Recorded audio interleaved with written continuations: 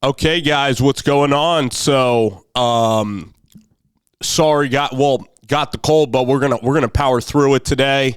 Got some playoff thoughts on yesterday, but Bill Belichick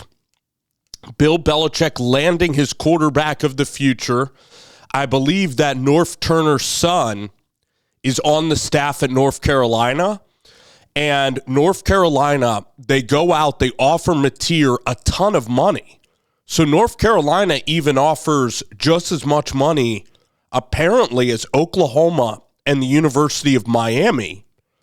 And what ends up happening is John Mateer then takes a call from Baker Mayfield, and the Sooners end up securing John Mateer.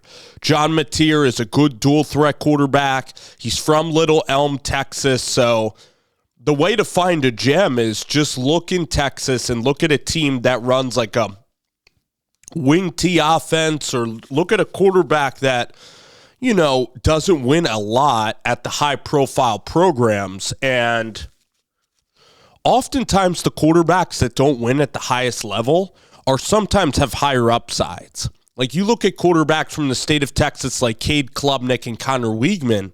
These are okay college quarterbacks. But Cam Ward played in a wing T offense. We also look at John Mateer was a part of Little Elm, Texas, and I think that they went like 3-9 at Little Elm. So it's interesting that Bill Belichick wanted John Mateer, but then Bill Belichick goes out there and they get Ryan Browne. And they get a quarterback that's 6'4", has good arm strength, can move around. But Ryan Browne was really the backup quarterback to Hudson Card all throughout his year at Purdue. And kind of a wild story is that Ryan Browne, I think, is a walk-on to the Purdue football team. So Ryan Browne was like 5th on the depth chart. They said to Ryan Browne, hey, do you want to play linebacker or do you want to stick at quarterback? And Ryan Browne, throughout his 3 years, was able to kind of rise the depth chart at Purdue.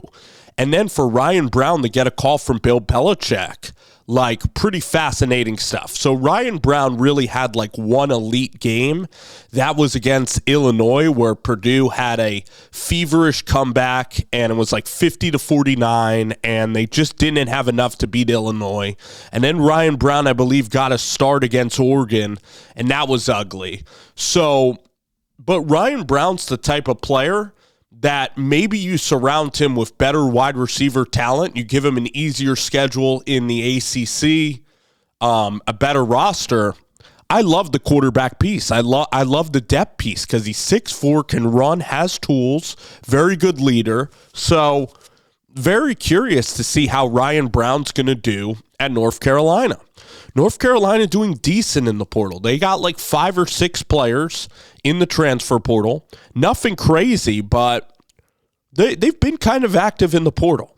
So what do you guys think about Ryan Browne? Like, I think that this is a, kind of a buy low on a Ryan Browne, and they didn't get Mateer, but then they were still active. And the thing with Bill Belichick is that in the NFL, you're stuck with the wide receivers that you got. So N'Keal Harry, even though you could probably tell within like 6 months N'Keal Harry is not the guy for a program, you're kind of stuck with N'Keal Harry. And then you go out there, and if Cam Newton is inaccurate, then for that year you're stuck with Cam Newton. But here in college, you can get like 3 good quarterbacks on the roster and have them compete. Mac Jones, you're not saddled with a Mac Jones contract. You can move off of players easier in college. So that's why I would choose to coach in college, because in the NFL, if you don't have Josh Allen, Mahomes, Lamar Jackson, you're not winning in the AFC. CJ Stroud, it's just as simple as that. And you could be a great, great coach, but in college football, you could reinvent your roster very quickly. Look at SMU, look at Indiana as examples of that. So, very interesting times in Chapel Hill. We're going to cover it. Chapel Bill, the kids say. All righty, guys. Thanks for watching.